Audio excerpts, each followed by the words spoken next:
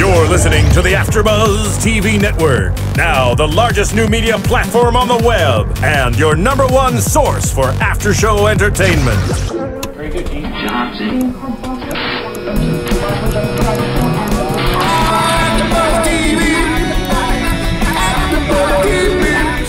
From the AFTERBUZZ Studios in Los Angeles, California, presented by Maria Menounos and streaming live thanks to Akamai Technologies, this is AFTERBUZZ TV's Orphan Black After Show. We'll break down tonight's episode and get you all the latest news and gossip.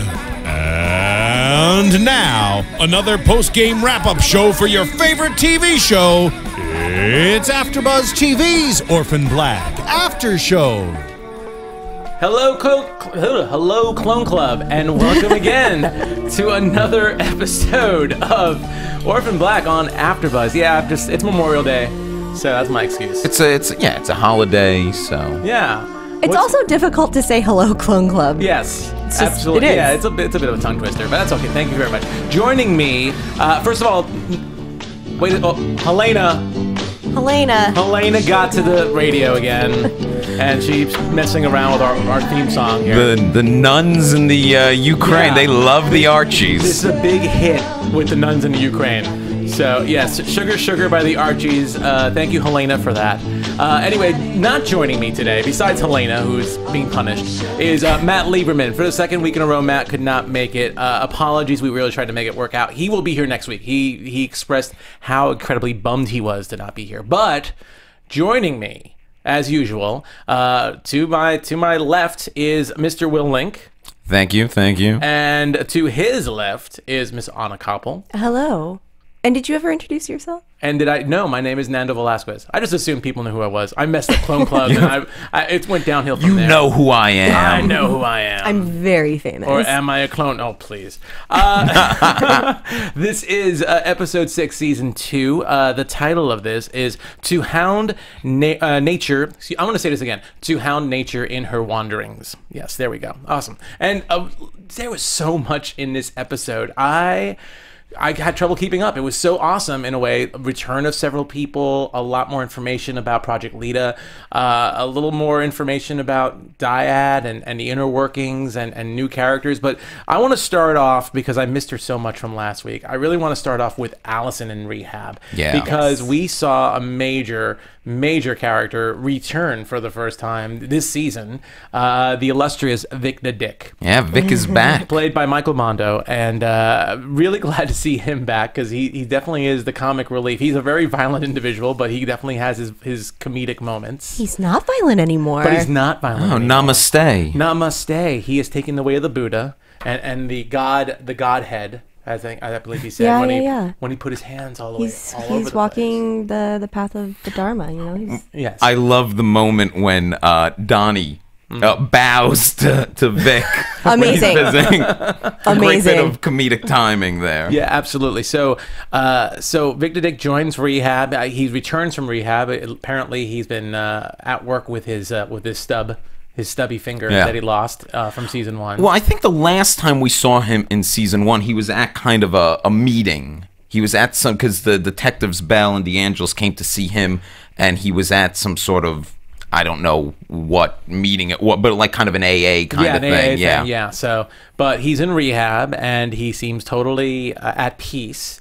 And he, of course, spots Alison, which is very, very comical, because she's in a position right now where she's just there. She's just required to be here, so she's going to do the minimal amount of work to make it work. She's just here for the kids. Well, she, first of all, is refusing or is unaware maybe that she has any kind of problem, and does not want to do any of the work. Just sits in group with her broken or sprained arm and is furious with Donnie. Still furious with Donnie. So mad at him.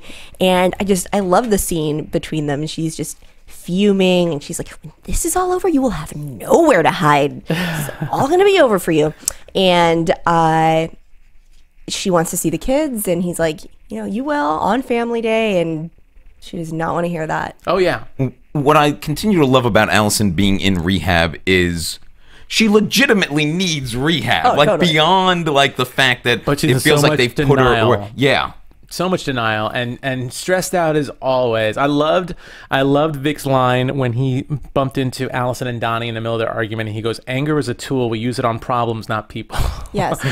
Okay. Will you please, Will, since you seem to remember, remind me what Belle's and D'Angelo's interest was in him last season? They had. Oh, geez, Well, it was a connection to Sarah. Yeah, it was a Manning, connection to Sarah. because they were still researching Sarah. They just discovered toward the end of And season he gave 1. him. Oh my God, I feel so stupid that I can't remember. Yeah, I don't remember either, I I'm believe he asking. gave him a bit of information that I think might have led them to Allison's house, because Vic had been to Allison's. Yeah. And that's how they started to figure And out that's Alison when- Hendricks was involved. And that's when, Allison was freaking out because of Ainsley. Because she killed Ainsley. Well, she let Ainsley die, but she feels like she killed her. And then, of course, the detectives show up on her doorstep because of Vic. So now here's my question.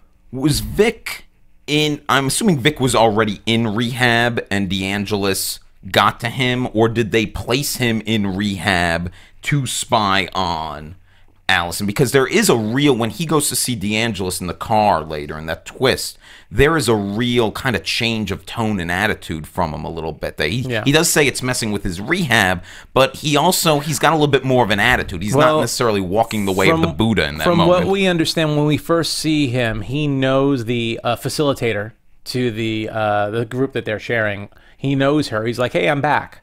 And talks about the treatment he had with that he wouldn't take any a local anesthetic, or he wouldn't take any OxyContin to dull the pain when they were working on his on his stump. So I believe that he was already in rehab, and chances are they reached out to him when they found out that Alison was there too. Because don't forget, Angela was scoping out Alison around the time when she broke down at the play. Yeah. So I mean, they're detectives. They probably have tabs on everybody involved. Yeah, even in a very minimal sense.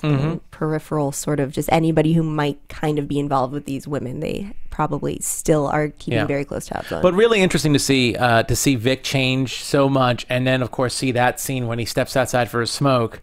And he goes into Angela's car, and we realize that she's the one behind this, because we haven't seen her in a couple of weeks either. Yeah.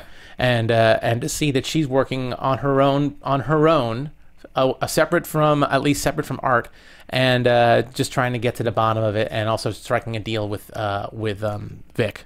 I also love that Alison has been so paranoid about this idea of being double monitored, and now she actually is being double monitored. Not necessarily from the same people, but DeAngelis and Leakey both have monitors on her. And while she doesn't trust one monitor, she's totally starting to totally trust the other one. Yeah. Play basketball with them, and have a good time with them. I read somewhere once that when we're at our saddest, that's when we make the worst decisions. And that's probably what's going on. She's sad and she's lonely, and here's somebody who's familiar and is being very kind to her. And so she's probably, go ahead, you seem like you really want to say something. Well, no one needs, you're right, no one needs a connection more than Alison right now. Her storyline now has been kind of so separated from the other clones, and I definitely get what you're saying, that at her lowest, she's going to reach out to somebody. She's isolated. Yeah. She's been the one out of all of them that seems to need the most support. Seem to always be needing somebody. Felix was filling in very nicely. Even, we imagined that Cosima, before Sarah discovered this whole network, that Cosima was also filling in and helping Alison out, and now she's all alone. Well, there was a great moment in the episode where Sarah was on the phone with Cosima, and it was kind of like she expressed this desire to, get the band back together. We'll go get Alison out of rehab, we'll all be together again. And I'm dying to see the three main clones back together again at some point soon. I'm sure it'll be soon. I hope Sarah fulfills that promise. We're going to get her out of rehab, because I want to see what happens when they all cross paths again. And it would be just good for Alison. I want to see Alison's storyline start to connect back into the main storyline a little bit more. Oh, absolutely. I mean, she's been away for far too long. So I'm sure it's culminating to something. Well, Family Day's coming up. Maybe the family of clones will come visit. That's a nice little prediction, actually. That sounds pretty cool. Do we think that Vic is being genuine at all on any level? I think he is. I honestly think he is. Yeah, I don't think Vic necessarily... When he has that bit of an attitude with DeAngelis, I don't think he wants to be doing what he's doing. Maybe that's also just because He's being dishonest. he doesn't. Yeah, and he doesn't want to. You shouldn't be dishonest in a program like this. I imagine He shouldn't be dishonest, and he's found religion. And then also, just from his background, I'm assuming he doesn't want to be a ratting on people. Yeah. I would think so too. I kind of agree with that. Yeah, and I also think that he still has some sort of love for Sarah. She obviously reminds him of Sarah. I have one of my predictions has something to do with that. Okay. So Okay. maybe I'll hold off on If anything's my going thoughts to on that. if anything's going to cause Vic, I think, to relapse, it'll be seeing Sarah again and realizing it's Sarah and not one of the clones that he doesn't believe are clones. Yeah. He doesn't believe. Alison flat out said, "I'm a clone." Yeah, you don't have to tell him. If you don't have to tell me, you don't want to. It's okay. I wonder what he really thinks then. I mean, he must just think they're Twins. That's what he Yeah. said. Yeah, that's what he at first said. So. But I mean, why? What would be the point of her not admit? I mean, I want to know what the hell's going through Vic's head. He doesn't know. So far, the only person he's met outside of Sarah is Allison. So Yeah. he has no idea. I'm sure if he ended up seeing Cosima, Yeah. then he'd be like, or Helena. Helena. Oh my Yeah. God. I would love to see Vic and Helena do a scene together. That Maybe. would be awesome, actually. This episode had so many great unexpected pairings, and that would be a great unexpected pairing. That'll be an awesome pairing. Well, I'm glad to see Vic back, and I'm sure he's going to cause a monkey wrench in a lot of the clones issues. So we'll get to see more of him. Before I go on, let me just say that you can hear us usually on iTunes. I know last week we had some problems with iTunes, so I think if they're not worked out, they're going to be worked out. They're worked out. They're worked out. Awesome. Excellent. They are worked out. So yes, please. I know that some people were writing on iTunes. I noticed saying they couldn't find season 2. Season 2 should be back on iTunes right now. So please, if you're on iTunes and you subscribe, please rate us. Please comment on the stuff that we are doing. That the thing with iTunes was really beyond our control. We're just grateful to be back on, and we're also on YouTube, or you can catch us live streaming Mondays at 6 p.m. usually Monday nights on AfterBuzzTV.com. Okay, let's move on. Let's talk about the road trip, because obviously that was so much fun too to see Sarah and Helena on this trip together. We see the first scene of the episode is really them camping. Typical little family get together type of thing. It was really sweet, actually. was. Her doing the little hand The little thing shadow with the puppet, shadow yeah. puppet with the dog. Her farting. Yeah, there was Helena farting. even a fart joke. Yes, even a fart joke. But it was in sweet. there. And the way they look at or Helena looks at her when they're lying him in, don't let the bed bugs bite. And they're like, I thought that Helena was very nurturing towards Sarah. And she was like, you have to eat something. Yeah. And yeah, with the shadow puppets even, she mentioned she was good with children. I think she's good with Sarah. I wouldn't let her babysit my children, but I mean, from the interaction we've seen with her with Kira and stuff in the past, I believe I believe Helena is good with children. I think so. I think actually she was acting the way she was, being very nurturing in the camping scene, probably to even show Sarah, see, I can take care of people. I'm not just a killer. So I really love that. It was a little bit of foreshadowing, of course, when Helena said, well, who's that? Who's that over there? And then she ends up doing the hand puppet with the dog, which was funny, knowing, meanwhile, that Paul was following them from the end of last episode. It was a little nod to, I actually thought, because, Kira predicted, like, she has, like, a sense of when people are coming and stuff from the week before, and I thought it was, like, a very similar thing, but instead it just turned out to be a joke. It was just a little joke. Yeah. Yeah.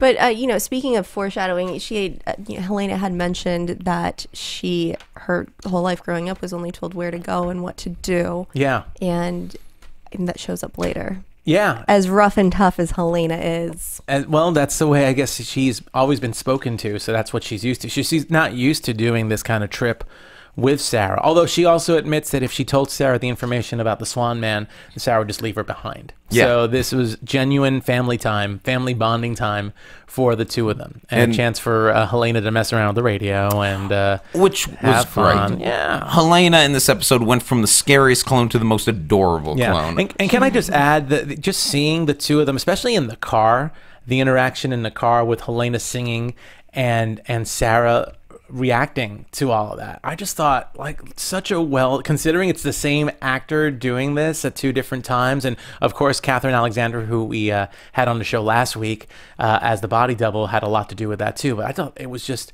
if you just look at it as an acting perspective, it was such a beautifully done scene when you realize how much work probably was done in such a simple car And scene.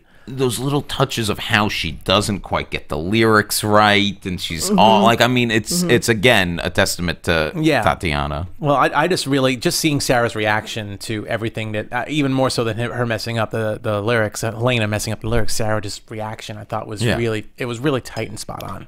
You were gonna say something, Hannah?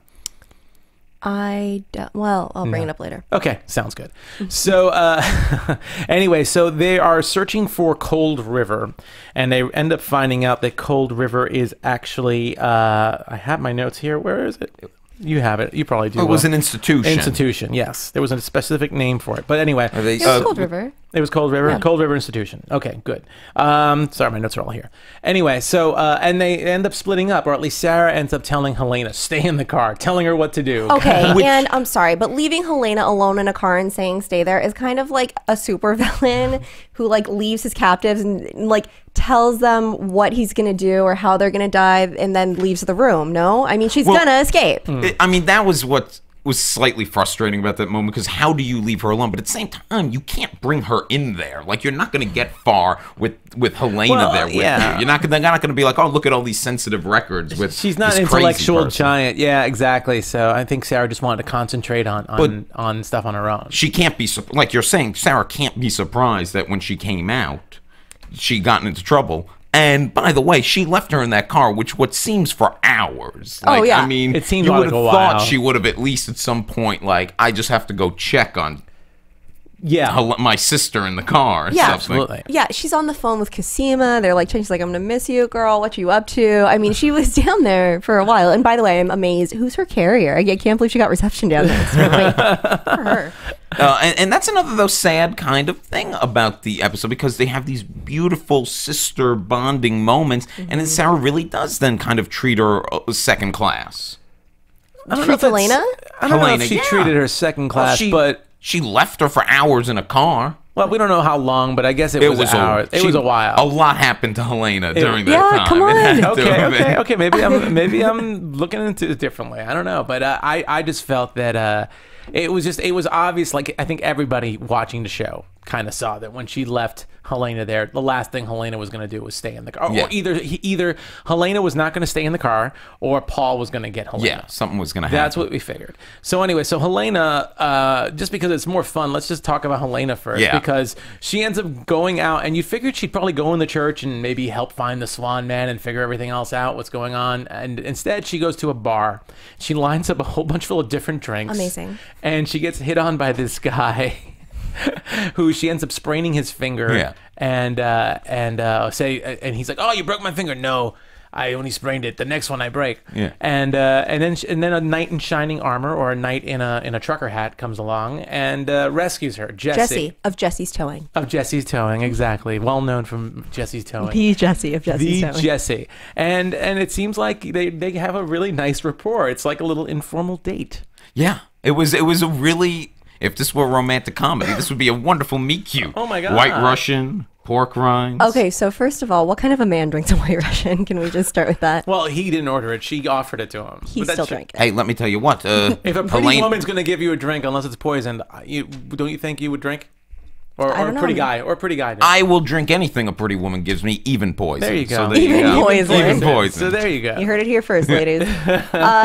So did you notice that when she was telling her life story, she was telling the story of all of her Sestra clones? Yes, I love that. I love that too. I that was love a the great fact touch. that she was like, I was a police detective and I caught many criminals. Shot and then, many criminals. and then I'm a brilliant scientist. And And then then- divorced, but a housewife. Was it? Yeah. And I Rehab. went to rehab. Rehab Yeah, drinking problems. Yeah, no. At a bar with a whole bunch of drinks lined up. Yeah. But again, and it's been this way with every Helena moment. I think I said it before. What's so great about that moment is it's really funny, but it's also really sad, because it's her trying to identify with her fellow clones and to try to be part of this life that she doesn't really have. Yeah. Have a family. And they've done such a great balancing act with Helena as a character this season in that way. No, she's great, and she's just a little weird, but not too weird. Like even before Jesse comes in, when she's first talking to Carl, that was the guy who was hitting on her first, and she says, "You bad goat, mah." She doesn't say bad; she goes mah,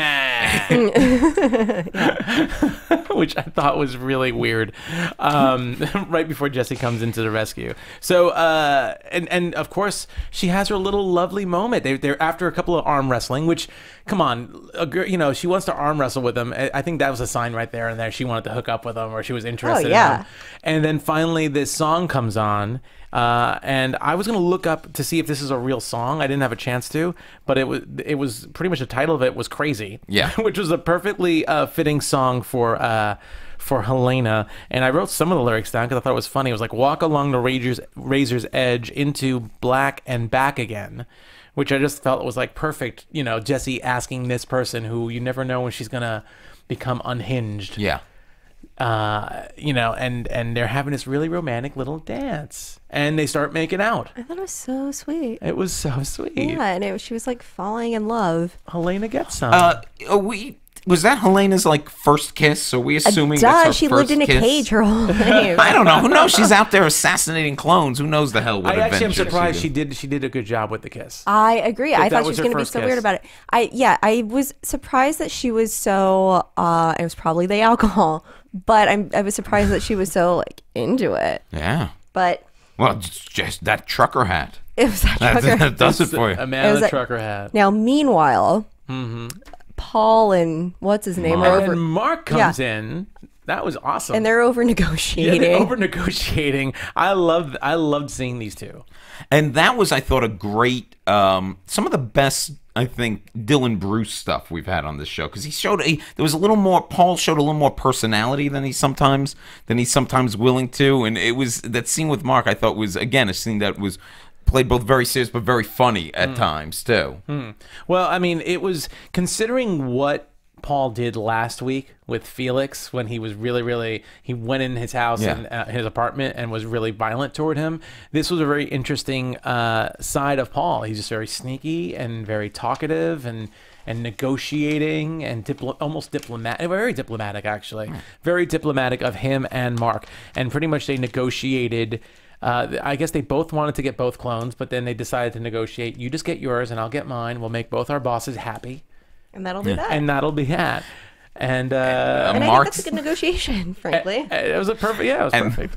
The moment where Paul is when it goes down with Helena and she's fighting, and then it's like, yeah, she's all yours, or whatever the line is. Once they make that negotiation, that's when Carl decides to cut in, and Helena just grabs a pool cue ball or whatever, and just slaps him over the head and straddles on top of him, gouging his. It was crazy.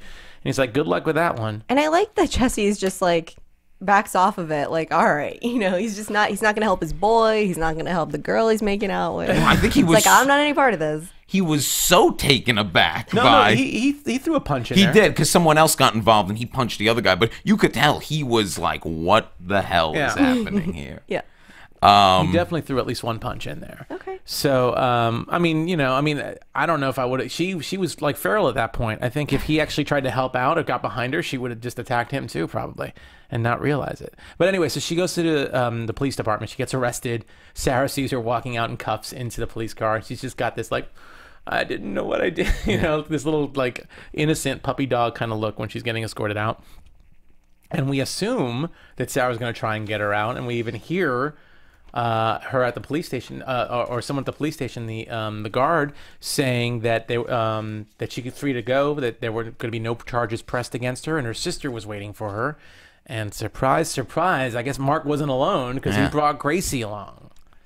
And I thought that was a very interesting scene with Gracie, just seeing her to be very, very cordial toward Helena, not call her an it. Not treat her like a monster. It was her job to sway her to come back. But she was also, I liked how also she was very like curt with her about like, yes, I did try to kill you. Yes, like, you know, she was very direct with her, and that was a great. But I don't think you can lie. It's hard to lie to Helena. I think I just liked the performance of that, the way she she delivered that. Oh, totally. But Gracie knows exactly what to hit. You know, what to hit Helena with, because we figured Helena's not going to go back with him. First of all, I thought was interesting was Helena had the her mouth sewed. Yeah, the mouth punishment as well. So, yeah, she went to she related to her with that. So I think that may have opened up just a little bit of dialogue. But Grace probably went mostly because of Mark and what Mark asked her to do. And also because she doesn't want to have to be the one to carry She doesn't want to bear the babies. Clone babies. Oh, right. I totally forgot about that part. Yeah. Good call. Especially if she thinks they're monsters already. It's like probably putting little monsters inside her belly and inside her uterus. It's like, I don't want that. But she says the magic words that that Helena wants to hear, which is, we want to take you to your children. Yeah. And again, she's willing to go with these people in this idea that maybe she can have a family. Especially after she was treated the way, you know, she obviously didn't like the way she was treated. She escaped. No, she was violated. Yeah. But she's willing to go back. She's willing to sacrifice herself to go see her children. She says, take me to my babies. Yes. Maybe in her, I mean, you know, Helena does have kind of a maybe simplistic view of family in a lot of ways, and maybe in her mind she gets her babies, and maybe she could find Jesse and have a normal life. She did say, I want my boyfriend. I want my boyfriend. I want my boyfriend. And she does have to get the trucker hat. She gets the trucker hat as a memento for her first date ever. That was Mark grabbed that. Yeah. Mark grabbed it and gave it. Well, he gave it to her. That was like the last straw that she said, okay, I trust you guys. It was, if Jesse's willing to give his hat to you, then I will go with you. Yeah. So since Jesse says. So Helena back in custody with the Proletheans, on her way back probably to the farm to get impregnated, to get inseminated actually, because her eggs are already been impregnated. And meanwhile, while this is all happening, let's move to Sarah, because this obviously is where we start learning everything else so far about Dyad, about Duncan, who was Ethan, and now he's Duncan or Andrew Peckham, right? Right, Peckham. Yeah, Andrew Peckham, and we start finding out all this stuff. So anyway, we find out that Peckham actually had gone to that church because there are files underneath, and that's where Sarah went down to dig up some stuff. Found out that Maggie Chen actually took some of the missing files, which coincides with what Art found. So maybe we should talk a little about Art and Felix really quickly, because I thought it was also really, really interesting. Because they're both simultaneously doing their research. They're both doing their research, but what I thought was really interesting, first of all, Felix getting drunk, which is actually silly considering he was just in rehab visiting Alison the week before, and him painting with his clothes on, which I thought was really actually telling. I actually thought it was very telling, considering how free he usually is when he does his painting. So he must have felt really, really violated. He obviously, and people just break into his place all the time, including Art. Yeah, everybody can just get into this loft that he has at any time they want. Yeah. But that was another great Felix scene, because this guy has really, I mean, if anyone has asked for none of this more than anyone on the show, it's Felix. Yeah. And he has been, like, I like the line where he says that he's gone from babysitter now to bargaining chip. Yep. Which that I guess that would drive anyone to drink. No, that's a great line, and then of course he starts having some fun with Art. I mean, he's a little drunk and everything, but he puts his hand on his butt, and he pretty much is like, "I'm not taking any new clients right now." Yeah. And then of course he passes out while Art starts doing a little Homeland type sheet, trying to pull up all the research from Helena's storage locker, which was a gold mine according to Art. Yeah. So a lot of the missing information that Sarah was looking for regarding Peckham was actually in Maggie's storage closet. Yeah, they were able to figure out how he got this identity, how Ethan Duncan got this Peckham identity. Yeah, that Andrew Peckham actually died when he was 2 years old as an orphan, so this was an identity that was stole for use of him. And then from that we get to see Sarah go and find out where Peckham lives, because she just asked Art to look for the near, old man driving, the nearest Peckham that has old man driving distance away from the church or something like that. Yeah. I know I'm missaying it. Yeah. I'm missaying it, but it's just No. I think that's almost exactly Within it. old man driving. old man distance. driving distance from the church. So, so anyway, so she goes over, and who does she find over at Peckham's house? But surprise, surprise, Mrs. S. Mrs. S is everywhere. A reunion of sorts, a reunion with Mrs. S. So, excuse me.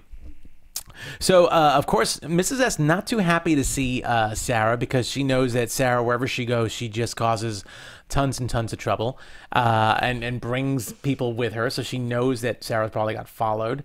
And we get to finally meet Andrew Peckham, as he is known now, because for the past 20 years he's been living that way. Yeah. So very interesting stuff. A man who's not altogether.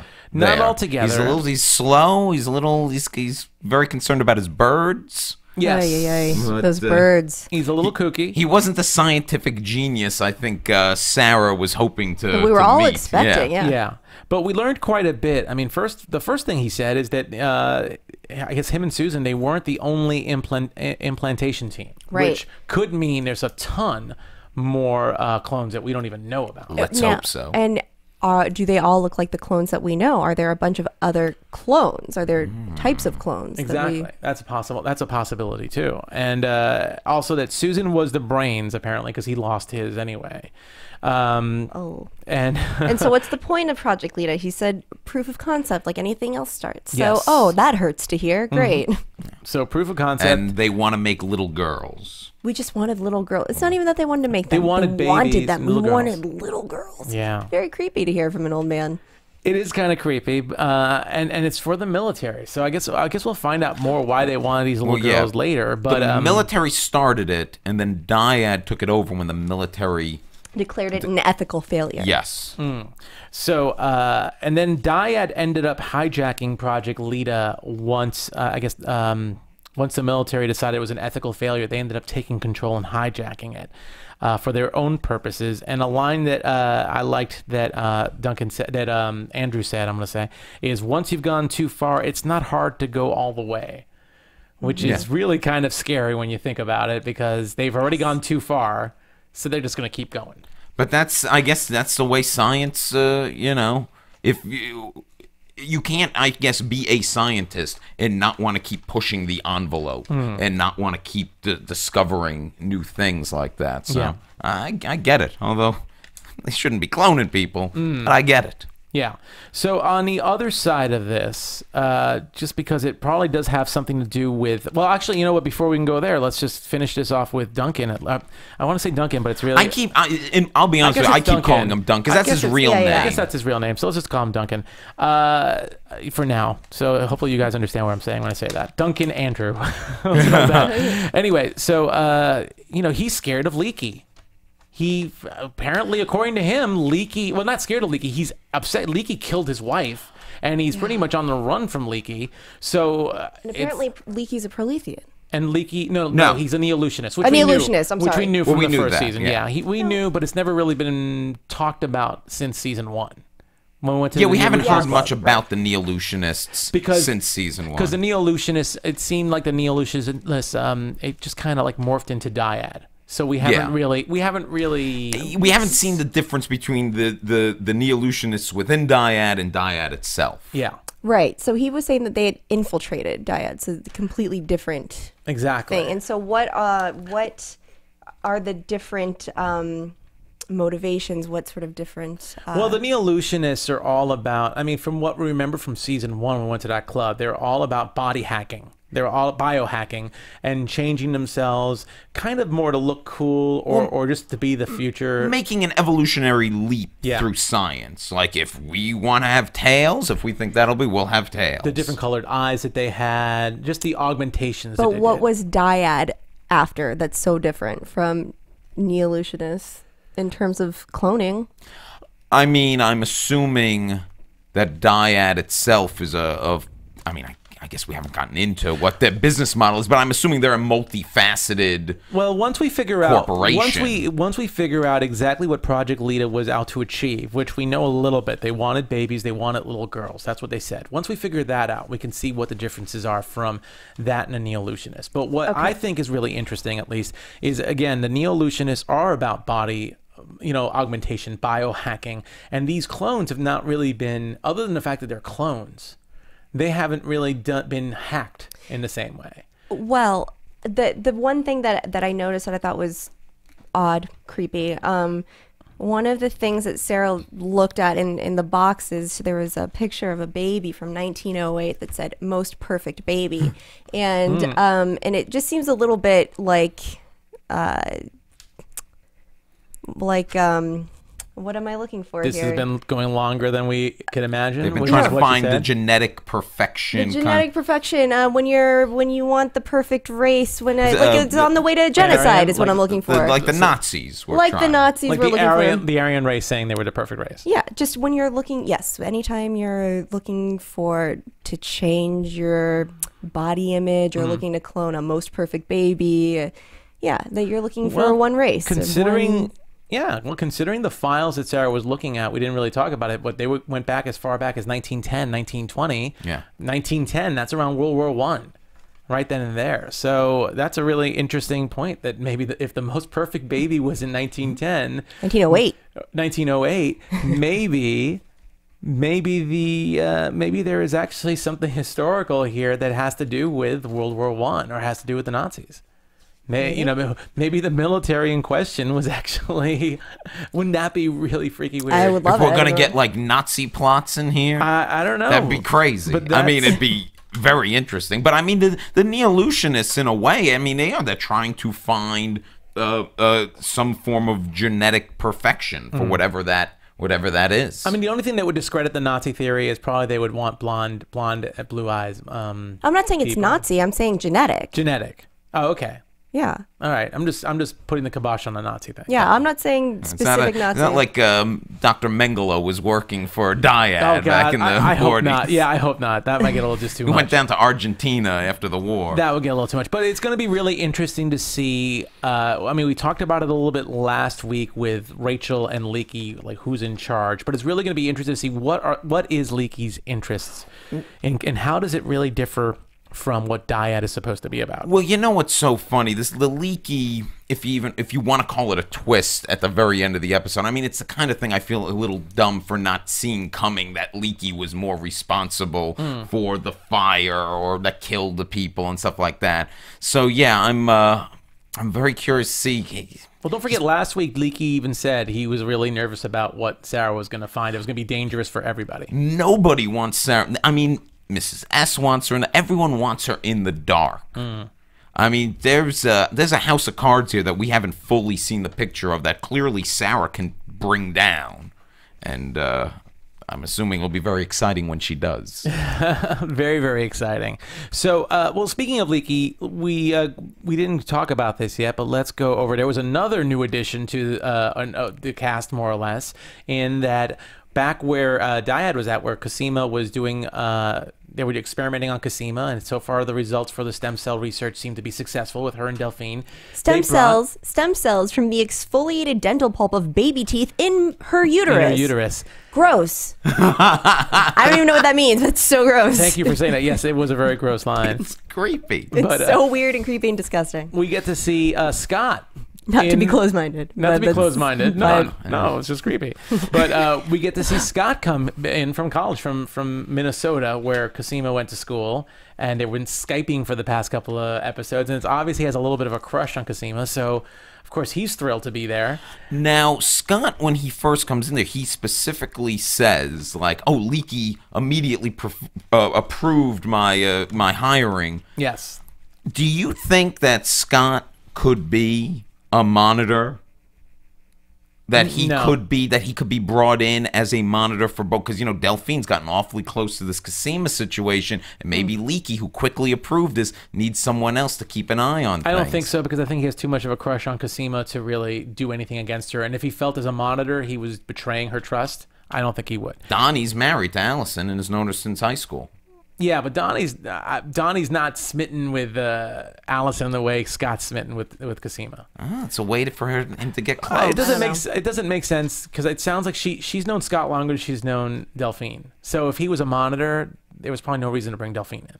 So No. I'm saying that now he's a monitor. Could he be That's what flipped? he's been hired as. That's why Leaky approved it. Delphine's a little too close to Cosima now. Leaky needs somebody else, so he approves his hiring right away. I don't think so, but I do think there's something a little scary going on with Scott in the sense that Cosima obviously didn't want him there and told Delphine that she didn't want him there, and Delphine's answer was he's involved. You gave him your samples. And Cosima said he didn't know what the samples were about. And she said, it doesn't matter. I think she doesn't want him there for some other reason.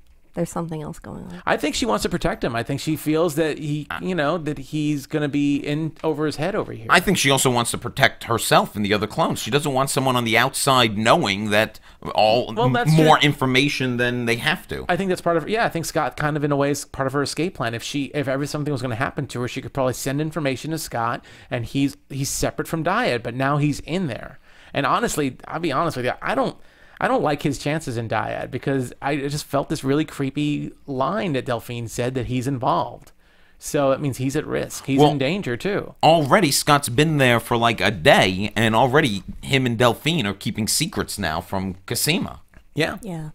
So, but it doesn't bode well for Cosima. But I don't think Scott should trust Delphine at all. Well, I mean, as faithful, and I know I even saw someone in the YouTube comments from last week's show say that they trust Delphine 100%. I'm like, as trustworthy as she might be to Cosima, her interests are very different than Scott's. So Scott should not trust her at all. That's what I think. Well, I don't know. I mean, if Scott's just a hired help, how much does he really have to worry about? That's why I think there's something more to his hiring. Scott's an incredibly intelligent individual. I mean, he discovered that the sequence that they needed. He could figure things out.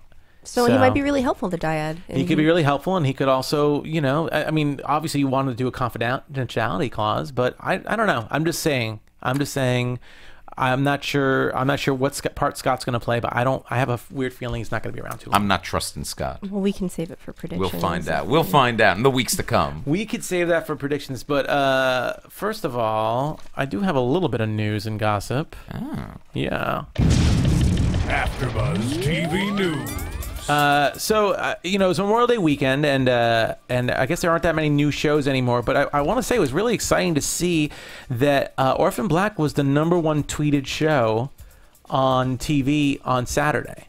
So last week it was #3, and this week it's #1. And I'm trying to pull it up, the numbers, because it actually, what I thought was amazing about the numbers for Orphan Black was it quadrupled the next show. It had a unique audience of 121,000 people with 494,000 impressions and 13,000 tweets about Orphan Black. So obviously... even though it was a holiday weekend, Orphan Black fans, the Clone Club, cannot be denied. They are going to watch their show on Saturday, and they're going to tweet about it. So it was really, really good to see that. And with only a couple more episodes left this season, it's good to see that people are tuned in. They're definitely focused on what's going to happen next, and lots of good stuff. Like I said, lots of good stuff to come. And why wouldn't there be tweets when you could tweet hashtag sugar and things like that? Right. They always give you some great line or great little moment White that Russian. makes it. Yeah, White Russian. Pork rinds. I think that happened earlier. Like you hashtag White Russian, I hashtag back you pork rinds. We had nice. Yeah. And so that's it for news and gossip. I usually do shout outs. I don't have the YouTube stuff unless you guys have them out. I do not. I don't, but I would just like to shout out. I think we have the most amazing fans, and I just want to thank everybody for every week, just week after week. You guys have been amazing, tweeting us, commenting on YouTube and on iTunes, and we are super grateful. And we don't take for granted what an amazing audience we have at AfterBuzz and for Clone Club. So thank you. It's true. It's always fun to see what the people are saying when they agree with us or disagree. Yeah, either way, we have some serious fans. Love And it. actually, I do have. Wait, I just did pull up the. Well, I think I did. Yeah, I did. So let me pull up these. Of course, YouTube was down last week, so apologies to anyone who posted on YouTube. Where the hell season 2 episodes? iTunes. We're totally. What did I say? Oh, YouTube. I meant iTunes. So YouTube was not down. YouTube comments. We have DBZ Axel and Rani J, Reek Ira, Dorian Harbinson, Tiffany F, Ryan Will Ladison. I can never say your last name right. Koff 2009, Planetar, Ash Lee, Lizbeth Christina, Susan Winston, Nokomis, Florida, the artist formerly known as My Call C205, Mr. Jack of All Trades, Lambda 66. Mary the Beth, Rose Clover 24, and yep, that's all the comments we had from YouTube. Thank you very much. Can we talk about one more interesting pairing in this week's episode? Sure. And that was the Mrs. S. Paul scene. Oh yes, thank you. Yes. I totally. I can't lose that one because I thought that was really, really awesome. To see Mrs. S come out with some tea. Yeah, another great negotiation scene, kind of with Paul, and we don't really see a resolution as to. I mean, Paul's clearly not there then taking Sarah away or anything, but and Mrs. S brings up Afghanistan, which I guess maybe there's more to his troubles in Afghanistan and what he owes Dyad than we originally thought, possibly, because she even knows about it. Well, I just It's love. been a really big deal. I love. Yeah, it's a big deal. Hopefully, we'll get to find out more, or how Mrs. S knows all this stuff, because it was really, really interesting to see her go toe to toe with Paul in such a way. Just again, it was very cerebral. The whole interaction. Yeah. Yeah, like I said, they had some great different stuff for Dylan Bruce as Paul this week, and I really loved it. But the scene ends really still with a lack of conclusion as to who Paul is playing, whose side is he playing on, which was something we talked about a lot last week, and we still don't have her answer. And she says, a man with two masters answers only to himself. So I guess we're to believe that whatever will serve Paul best at the end of the day, that is what he's going to do. Well, you know, I mean, Mrs. S also said that if you were going to go for Andrew Peckham, Duncan Andrew Peckham, that you'd have to kill her and you'd have to kill Sarah, and he wouldn't want to do that. That's what she said. Yeah. So I think she kind of knows that he's a little torn with Sarah too. His best interests are clone Kitchen Island sex. Yes, his best Every time. interests It are- was honestly, you can't blame him. Every time. You can't blame him.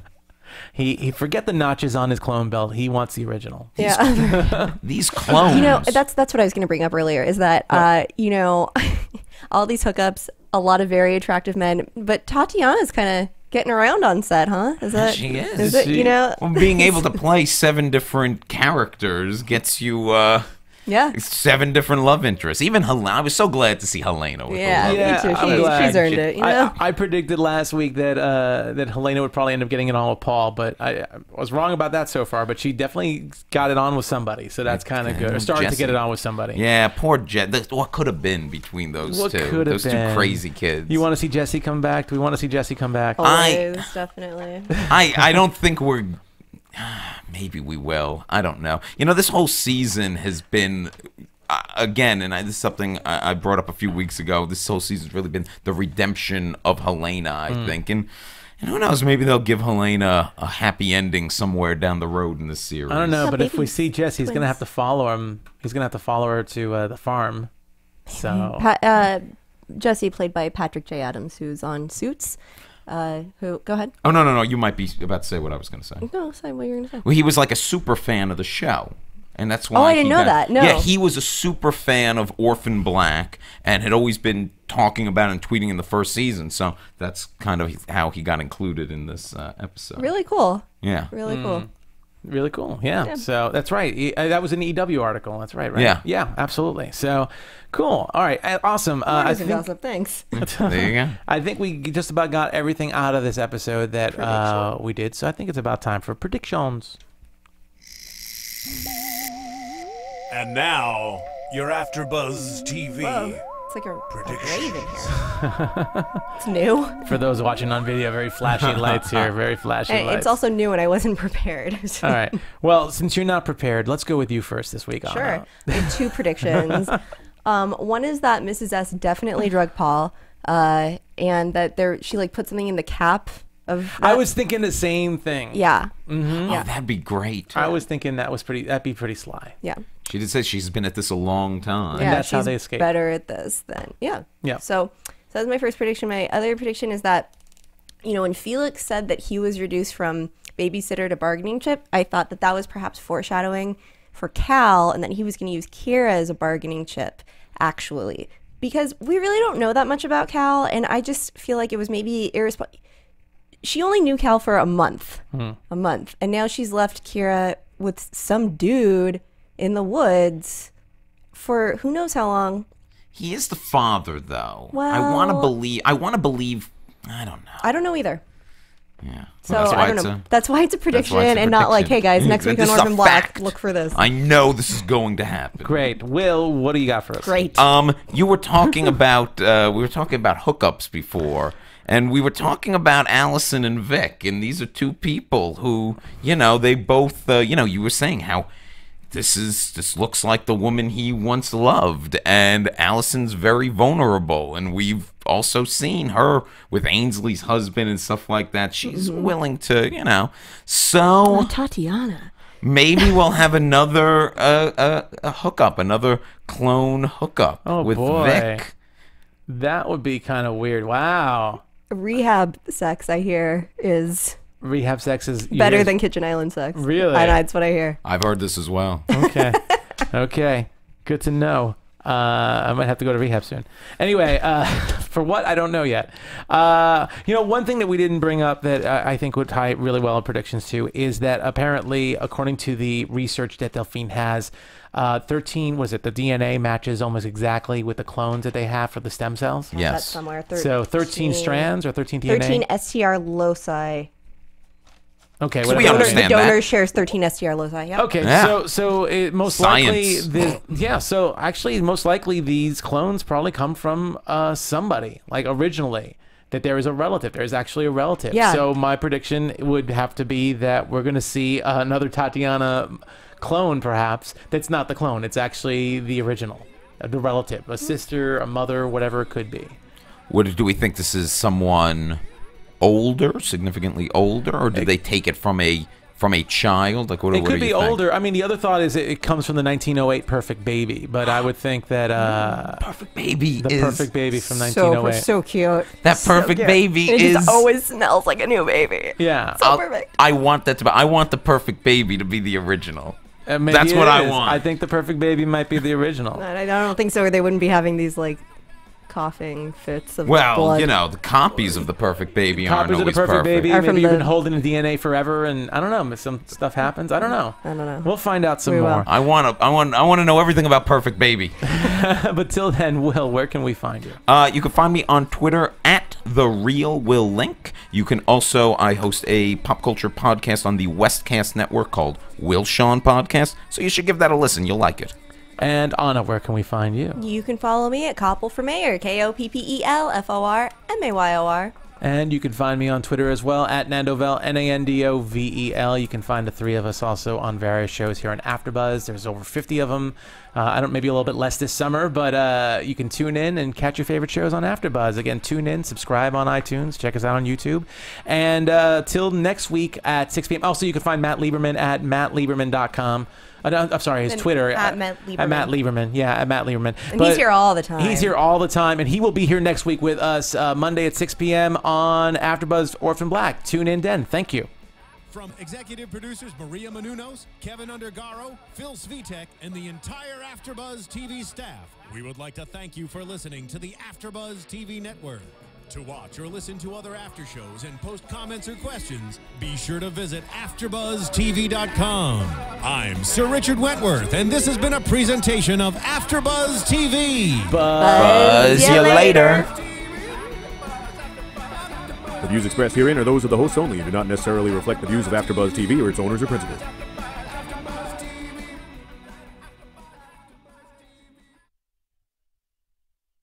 Thank you for watching AfterBuzz TV on YouTube. For more of your favorite after shows and interviews, subscribe to our channel here, and be sure to share your opinion on the episode in the comment section below here.